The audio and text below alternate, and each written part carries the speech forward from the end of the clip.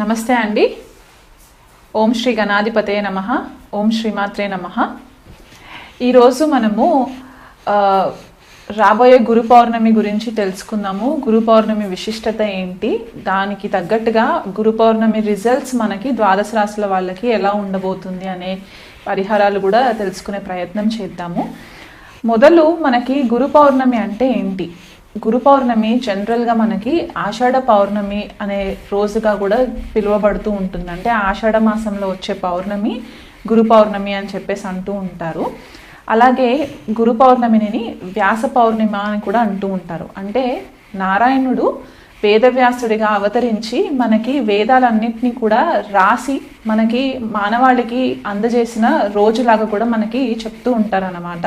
వ్యాస మహర్షి పుట్టినరోజు కూడా పౌర్ణమి అని కూడా మనకి కొన్ని క్లాసిక్స్ చెప్తూ ఉంటాయి.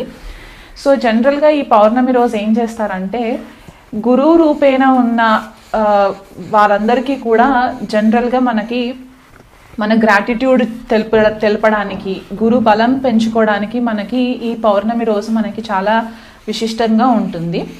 జనరల్గా మనకి నక్షత్రాల వారిగా చూసుకుంటే కనుక గురు పౌర్ణమి మోస్ట్ ఆఫ్ ద టైం మనకి వచ్చేది పూర్వాషాఢ నక్షత్రము లేదా ఉత్తరాషాఢ నక్షత్రం ఉన్న నక్షత్రాల టైంలో ఆషాఢ మాసంలో వచ్చే పౌర్ణమికి మనము గురు పౌర్ణమి జరుపుకుంటూ ఉంటాం అన్నమాట. అంటే ఇక్కడ పూర్వాషాఢ అండ్ కొద్దిపాటిగా మనకి ఉత్తరాషాఢ కూడా ధనుసు రాశి అండ్ మకర రాశిలో కాంబినేషన్స్లో వస్తుంది. అంటే మనకి పూర్వాషాఢలో వచ్చింది అనుకుంటే కనుక ఫుల్ ఫ్లెజ్డ్గా మనకి ధనుసు రాశిలో ఉండేలాగా కనిపిస్తూ ఉంటుంది. పూర్వాషాఢ నక్షత్రము 4 పాదాలు కూడా ధనుసు రాశిలో ఉంటుంది. మనకి జనరల్గా తెలిసింది ఏంటి అంటే ధనుసు రాశి మనకి కాలపురుష కుండలిలో నవమ స్థానంగా చెప్తూ ఉంటాము, భాగ్యస్థానంగా చెప్తూ ఉంటాము, ధర్మ త్రికోణంగా కూడా చెప్తూ ఉంటాం. కాబట్టి ఇక్కడ పూర్వాషాఢ నక్షత్రం యొక్క విశిష్టత ధనుసు రాశిలో ఉంటే ఏమవుతుందంటే గురు యొక్క బ్లెస్సింగ్స్ మనకి ఉండడానికి, మన తండ్రి కానీ గురువులు కానీ మనకి నేర్పిన మంచి మాటలు ఏవైతే ఉంటాయో అవి ధర్మబద్ధంగా మనం ఎలా ఉంటామో, మన రిలీజియస్ బిలీఫ్స్ ఎలా ఉంటాయి అనే విషయాలని కూడా మనకి ఎక్కువ మట్టుకు ఇంపార్టెన్స్ ఉంటుందన్నమాట.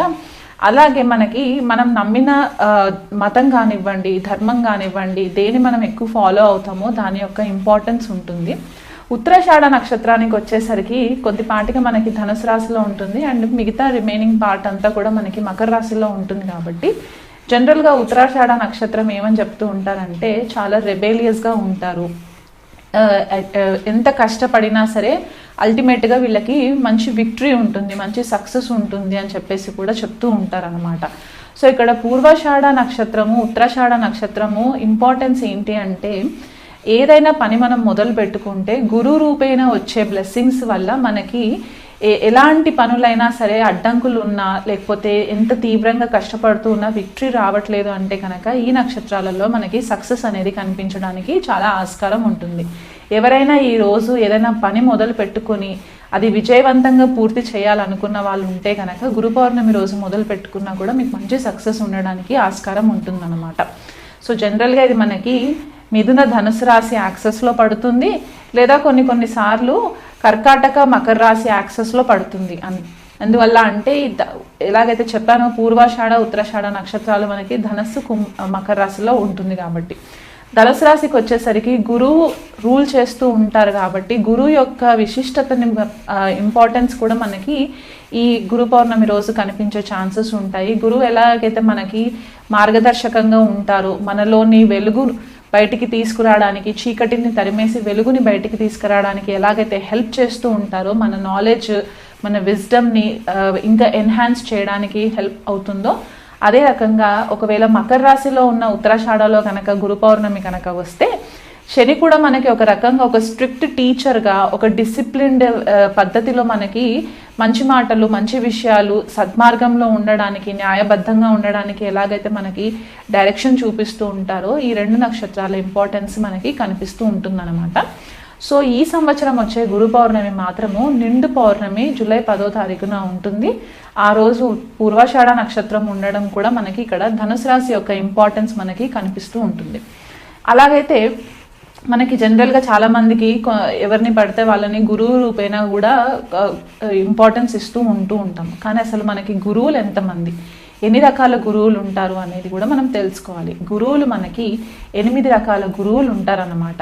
వాళ్ళు ఎలా అంటే వేద గురు, బోధ గురు, నిషిద్ధ గురు, కారణ గురు, వికిట గురు, మళ్ళీ మనకి నిషిద్ధ గురు, ఇలా మనకి 8 రకాల గురువులు ఉంటారు. కాకపోతే మనకి దీంట్లో హైయెస్ట్ ఇంపార్టెన్స్ వచ్చే గురువు ఎవరు అంటే కారణ గురువు అవుతారనమాట. ఈ కారణ గురువు ఎవరు అంటే మన ఆత్మని హయ్యర్ కాన్షియస్తో కనెక్ట్ చేయడానికి, మనకి స్పిరిచువల్గా ఎదగడానికి హెల్ప్ చేసే గురువు అవుతారనమాట. ఈ గురువులు మనకి ఈ జన్మలో తారసపడతారా, లేకపోతే అసలు ఈ జన్మకి ఉంటారా, మనకి దొరుకుతారా అనే ఒక కన్ఫ్యూజన్ కూడా చాలా మందికి ఉంటుంది.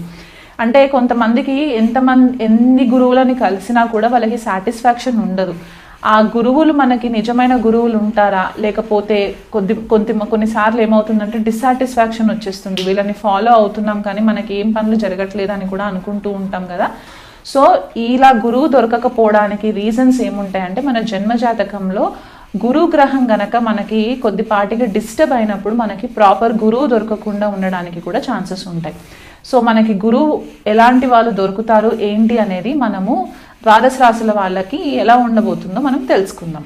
ఈరోజు మనము గురు పౌర్ణమి విశిష్టత, రాబోయే గురు పౌర్ణమి యొక్క ద్వాదశ రాశుల వాళ్ళపైన ఎలాంటి ప్రభావం ఉంటుంది, ఏవైనా పరిహారాలు చేసుకోవాలంటే ద్వాదశ రాశుల వాళ్ళు ఎలా చేసుకోవాలి అనే ఒక కాన్సెప్ట్తో మనము ఈ వీడియో చేస్తున్నాము. సో గురు పౌర్ణమి విశిష్టత ఏంటి అంటే జనరల్గా మనకి ఆషాఢ మాసంలో వచ్చే పౌర్ణమిని గురు పౌర్ణమి అని అంటూ ఉంటారు. దీనికి ఇంకొక పేరు కూడా ఉంటుంది, వ్యాస పౌర్ణమి అని కూడా అంటూ ఉంటారు అన్నమాట. జనరల్గా మనకి తెలిసింది ఏంటి అంటే స్క్రిప్చర్స్ ప్రకారము నారాయణుడు వ్యాస మహర్షిలాగా అవతారం ఎత్తి మానవ రూపంలో మనకి వేదాలని రచించి మానవాళికి ఎంతో మేలు చేసిన మంచి రోజుగా కూడా మనము చెప్పుకుంటూ ఉంటాం అన్నమాట. వ్యాసుడు పుట్టినరోజు అని కూడా కొంతమంది చెప్తూ ఉంటారు. సో ఈ గురు పౌర్ణమి విశిష్టత ఏంటి అంటే మనకి మొట్టమొదటిగా వ్యాసుడిని గురువుగా కూడా మనము భావించి వ్యాస మహర్షికి పూజలు కూడా చేస్తూ ఉంటారు కొంతమంది కొన్ని ఆలయాలలో. అలాగే సాయిబాబాని ఎవరైతే ఫాలో అవుతుంటారో వాళ్ళు కూడా గురు రూపేణ బాబాకి కూడా పూజలు చేస్తూ ఉంటారు. అలాగే గురు చరిత్ర పారాయణం చేసుకోవడము, దత్తాత్రేయ పారాయణం చేసుకోవడం కూడా చేస్తూ ఉంటారు. జనరల్గా ఎవరైనా సరే జన్మజాతకంలో గురువు కనుక బాగోలేకపోతే ఈ గురు పౌర్ణమి రోజు కూడా స్పెషల్గా పూజలు చేస్తూ ఉంటారన్నమాట. వాళ్ళకి ఒక మంచి మార్గదర్శకంగా లైఫ్ లీడ్ చేయాలి అనే ఒక ఉద్దేశంతో. సో మనకి ఈ తిథి నక్షత్రాల ప్రకారం చూసుకుంటే కనుక గురు పౌర్ణమి సామాన్యంగా మనకి పూర్వాషాఢ నక్షత్రము లేకపోతే ఉత్తరాషాఢ నక్షత్రంలో వచ్చేలాగా ప్రతిసారి కూడా ఇలాగే అవుతూ ఉంటుందన్నమాట. అంటే ఆషాఢ మాసంలో పౌర్ణమి రోజు పూర్వాషాఢ నక్షత్రం కానీ ఉత్తరాషాఢ నక్షత్రం కానీ ఉంటుందన్నమాట. సో పూర్వాషాఢ నక్షత్రం 4 పాదాలు కూడా మనకి ధనుసు రాశిలో ఉంటుంది. 1వ పాదం ఉత్తరాషాఢ నక్షత్రం మనకి ధనుసు రాశిలో ఉండి మిగతా 3 పాదాలు కూడా మనకి మకర రాశిలో ఉంటుంది.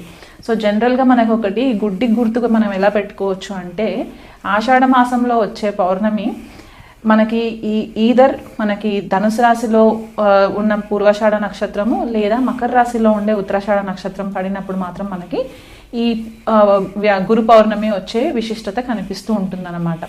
అయితే మనకి జనరల్గా అంటారంటే ఈ 2 నక్షత్రాలు కూడా ఎలాంటి ఆబ్స్టికల్స్ ఉండి మనకి అసలు పనులు అవ్వట్లేదు, మనము ముందుకు వెళ్ళట్లేదు అని అనుకున్నప్పుడు ఈ నక్షత్రాలు మనకి సామాన్యంగా విజయవంతంగా మనకి సక్సెస్ని తీసుకువచ్చే నక్షత్రాలు అనమాట. అంటే ఎంత కష్టమైనా సరే అల్టిమేట్గా మనకి సక్సెస్ అనేది మాత్రం ఖచ్చితంగా ఈ నక్షత్రాలలో రావడానికి ఆస్కారం ఉంటుంది. ఈ పూర్వాషాఢ నక్షత్రము యొక్క విశిష్టత ఇంకోటి ఏంటి అంటే చాలా రెబెలియస్గా ఉంటారు వీళ్ళు, స్ట్రాటజీ ఫాలో ఎక్కువ అవుతూ ఉంటారు, స్ట్రాటజీ ప్లానింగ్ చేసుకుంటూ ఉంటారు. దానికి అల్టిమేట్గా ఏమవుతుందంటే వీళ్ళకి సక్సెస్ రావడానికి చాలా హెల్ప్ అవుతుంది. అదే ఉత్తరాషాఢ నక్షత్రం కనుక తీసుకున్నట్లయితే కనుక వీళ్ళు చాలా బేస్ లెవెల్లో నుంచి స్టార్ట్ చేసుకొని అల్టిమేట్గా ఒక మెట్టుపై మెట్టు ఎక్కుకుంటూ వీళ్ళు అల్టిమేట్గా సక్సెస్ లీడ్ చేయడానికి కూడా మనకి హెల్ప్ అవుతుంది అనమాట. ఉత్తరాషాఢ నక్షత్ర చాలా రెబేలియస్ ఎనర్జీ ఉంటుంది వీళ్ళకి, పట్టు వదలని విక్రమార్కుడు లాగా ఫైట్ చేస్తూ ఉంటారు అనమాట. సో ఈ 2 నక్షత్రాల విశిష్టత అది. అలా కాకుండా మనకి ధనుసు రాశి మనకి ఇంపార్టెన్స్ ఇక్కడ ఏమవుతుందంటే కాలపురుష కుండలిలో మనకి 9వ స్థానము లేదా భాగ్యస్థానం అని చెప్తూ ఉంటాము. అండ్ గురువు బృహస్పతి రూల్ చేసే ఒక రాశిలాగా కూడా చెప్తూ ఉంటాం అనమాట ధనుసు రాశి.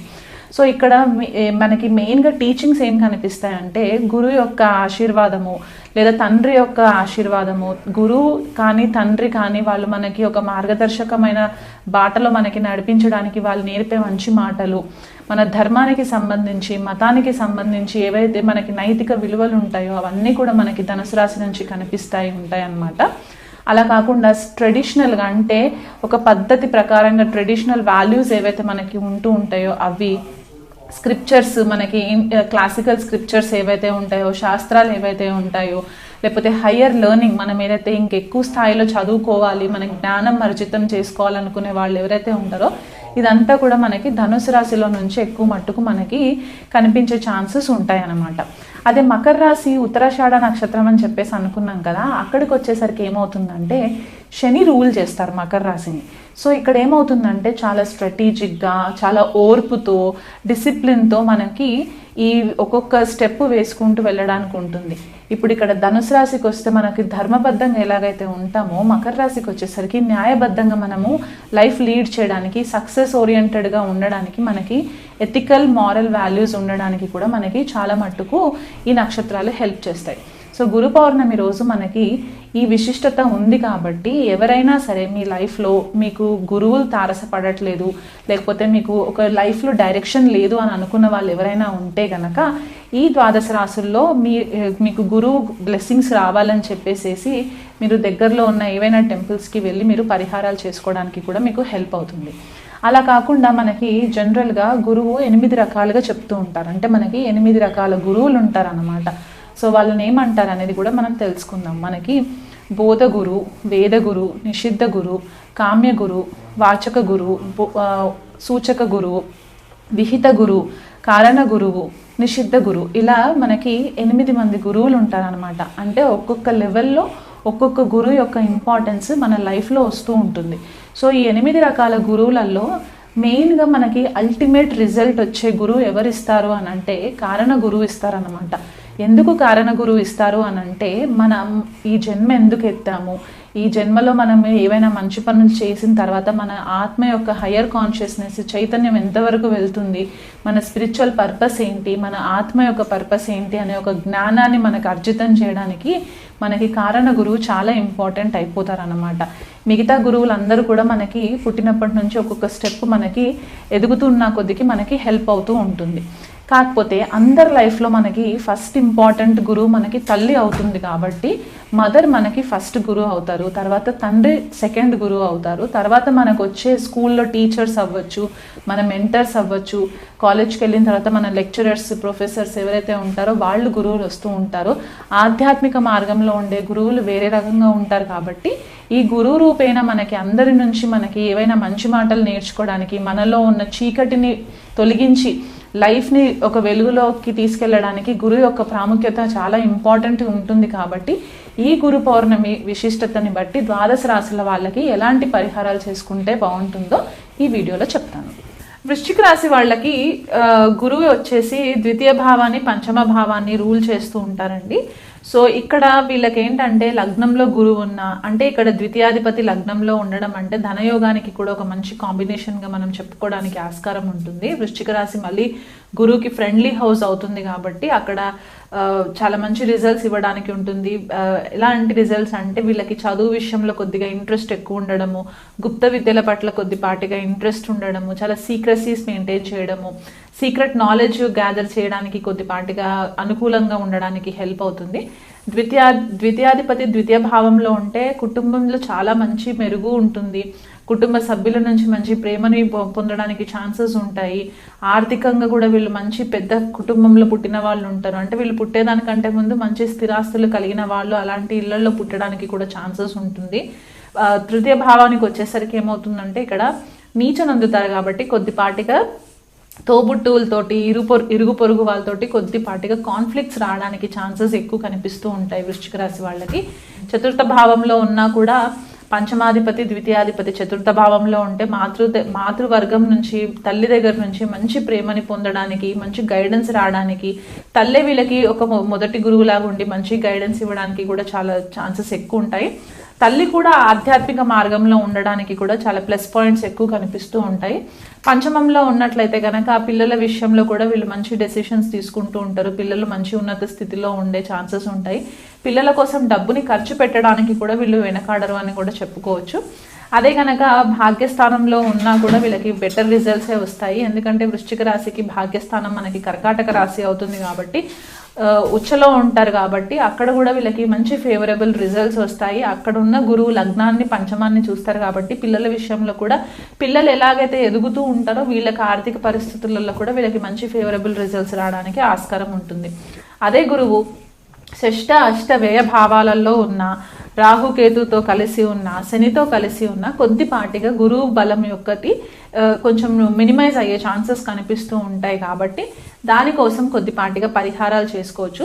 ఈ గురువు గోచార రీత్యా కూడా కొన్నిసార్లు మనకి షష్ట అష్ట వ్యయ భావాలలో కూడా గోచారం జరుగుతూ ఉన్నప్పుడు ఏమవుతుందంటే గృహ వాతావరణంలో కొద్దిపాటిగా డిస్టర్బెన్సెస్ రావడము, భార్యాభర్తల మధ్య కొద్దిపాటిగా ఇష్యూస్ రావడము, లేదా పిల్లల ఆరోగ్యం పట్ల హాస్పిటల్స్కి డబ్బులు ఖర్చు పెట్టడము, లేకపోతే వీళ్ళే కంప్లీట్గా ఐసోలేట్ అయిపోవడము, ఇన్కమ్ ట్యాక్స్ విషయంలో ప్రాబ్లమ్స్ రావడము, ఇన్హెరిటెన్సెస్ విషయంలో ప్రాబ్లమ్స్ రావడము, గోచారంలో కూడా మనకి కొన్నిసార్లు ఆ గురుబలం లేకపోతే ఎఫెక్ట్స్ కనిపిస్తూ ఉంటాయి. కాబట్టి దానికి మీరు గురువు అనుగ్రహం పొందడానికి ఏంటంటే పసుపు క్లాత్ తీసుకొని ఒక బ్లౌజ్ పీస్ తీసుకొని అండ్ కిలో పావు శనగలు గురువుకి దానం ఇచ్చినట్లయితే మీకు మంచి ఫేవరబుల్ రిజల్ట్స్ వస్తాయి. స్పెసిఫిక్గా ఇది గురు పౌర్ణమి రోజు చేసుకోండి. అండ్ వృశ్చిక రాశి వాళ్ళకి జనరల్గా చంద్రుడు నీచలో ఉంటారు కాబట్టి గురు పౌర్ణమి రోజు లలితాదేవినే పరమేశ్వరిగా అనుకుని మీరు లలిత సహస్రనామ పారాయణాలు చంద్రుడి వెన్నెల్లో కూర్చొని లలిత సహస్రనామం చదువుకోవడము, అదేవిధంగా చంద్రుడి వెన్నెల్లోనే కూర్చొని 108 సార్లు గురు బీజమంత్రం కనుక మీరు చాంటింగ్ చేసుకున్నట్లయితే కనుక మీకు మంచి గురుబలం యొక్క బ్లెస్సింగ్స్ రావడానికి కూడా మీకు ఆస్కారం ఉంటుంది.